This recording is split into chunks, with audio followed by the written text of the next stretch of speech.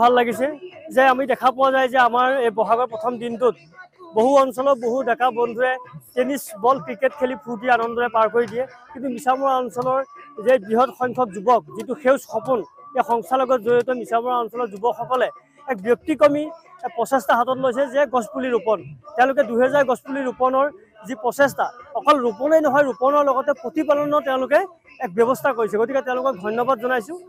অনাগত দিনত আমি সকলো ৰাইজে তেওঁলোকৰ লগত হাতে হাত মিলাই আমি বৃহত্তৰ মিছামৰা অঞ্চলত যাতে আমি সেউজীয়া কৰিব পাৰোঁ, তাৰ বাবে আমি সেউজ সপোনৰ লগত হাত আগবঢ়াম।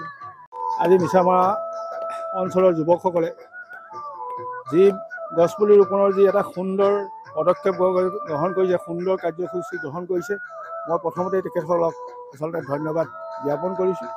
কাৰণ আমাৰ এই মিছামৰা অঞ্চল সেউজীয়া কৰাৰ তেওঁলোকৰ যি প্ৰচেষ্টা, তেওঁলোকৰ যি প্ৰকল্প, এই প্ৰকল্পক আচলতে আমি ধন্যবাদ দিবই লাগিব। কাৰণ এই নৱপ্ৰজন্মই ইমান এটা সুন্দৰ চিন্তা কৰিছে। কাৰণ গোলকীয় জলবায়ু পৰিৱৰ্তনৰ কথাও তেওঁলোকে আজি অনুভৱ কৰিছে। আমাৰ যিটো প্ৰদূষণ হৈছে অঞ্চলবিলাকত, সেইবিলাকৰ কথাও তেওঁলোকে ইমান সুন্দৰভাৱে চিন্তা কৰি আজি এই কাৰ্যসূচী গ্ৰহণ কৰিছে। তেখেতসকল ধন্যবাদ প্ৰাপ্ত। ক'ব লাগিব, বৃহত্তৰ মিছামৰা অঞ্চলত যি যুৱবৃন্দই সেউজ সপোন নামে যি কল্পনা কৰিছে বৃক্ষৰোপণ কাৰ্যসূচী, ই এক মহান কাৰ্যসূচী। আজি আমি নথৈ আনন্দিত যে উক্ত কাৰ্যসূচীত এটি গছপুলি ৰুই যি মই আনন্দ পাইছোঁ তাতকৈ একো নালাগে। আৰু কথা দিছোঁ এই যুৱ শক্তিৰ লগত আগলৈ থাকিম বুলি। তেওঁলোকৰ যি কাৰ্যসূচী হাতত লৈছে সেউজ সপোন, আমি লগত থাকিম। পোনপ্ৰথমে আমি সমূহ অসমবাসী ৰাইজক অসমীয়া নৱবৰ্ষৰ আন্তৰিক শুভেচ্ছা জ্ঞাপন কৰিছোঁ।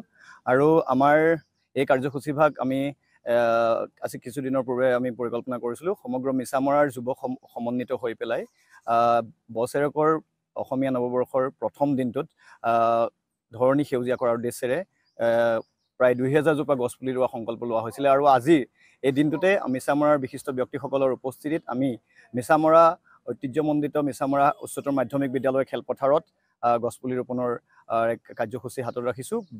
উদ্দেশ্য এইটোৱেই যে আমাৰ যিটো হাৰত আমাৰ গৰম বৃদ্ধি হৈছে, উষ্ণতা বৃদ্ধি হৈছে, গোলকীয় উত্তাপ বৃদ্ধি হৈছে বুলি আমি কৈ আছোঁ, সেই উদ্দেশ্য আগত ৰাখি যে গছ ৰুলেহে মানুহ জীয়াই থাকিব, তাৰ উদ্দেশ্য আগত ৰাখি আমি গছপুলি ৰোৱাৰ কাৰ্যসূচী লৈছোঁ।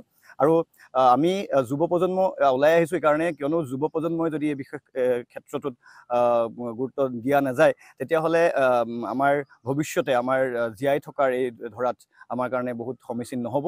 সেই উদ্দেশ্যে আমি আজি এই বিশেষ দিনটোতে বহাগৰ প্ৰথম দিনতে আমি এই কাৰ্যসূচী হাতত লৈছোঁ। আমি আজি আপোনালোকে দেখিছে ইতিমধ্যে যে আমাৰ যুৱকসকল একত্ৰিত হৈ গছপুলিটো ৰোৱাৰ লগে লগে তাত গোবৰ জাবৰ দিয়াৰ লগে লগে গাড়ীত টেংকিত পানী লৈ গোটেইখিনি পানী স্প্ৰে কৰি আছে। আৰু পৰৱৰ্তী দিনত একোজোপা গছ পুলিৰ লগত আমাৰ এটা পুলিৰ লগে লগে 5জনকৈ আমাৰ যুৱক ইয়াতে নিয়োজিত হৈ থাকিব, তেওঁলোকে গছপুলিটো প্ৰতিপালন কৰাৰ কাৰণে। আৰু এই পদক্ষেপ এইকাৰণে লোৱা হৈছে কাৰণ আমি এটা ইয়াতে দৃষ্টান্ত দাঙি ধৰিব বিচাৰিছোঁ। কাৰণ আমাৰ বিভিন্ন অনুষ্ঠানত বিশ্ব পৰিৱেশ দিৱসেই হওক বা অন্যান্য বিভিন্ন অনুষ্ঠানত আমাৰ গছপুলি ৰোপণ কৰা হয়, কিন্তু সেই প্ৰতিপালনৰ দায়িত্ব আমাৰ সচেতন সমাজে কিন্তু নলয়। আৰু তাৰ প্ৰত্যুত্তৰ হিচাপেই হওক বুলি ধৰি লওক বা অন্য কাৰণতে হওক, আমি সেই ব্যৱস্থাটো কৰিছোঁ যাতে আমাৰ এই পদক্ষেপে আনৰ কাৰণে প্ৰেৰণাদায়ক হয়।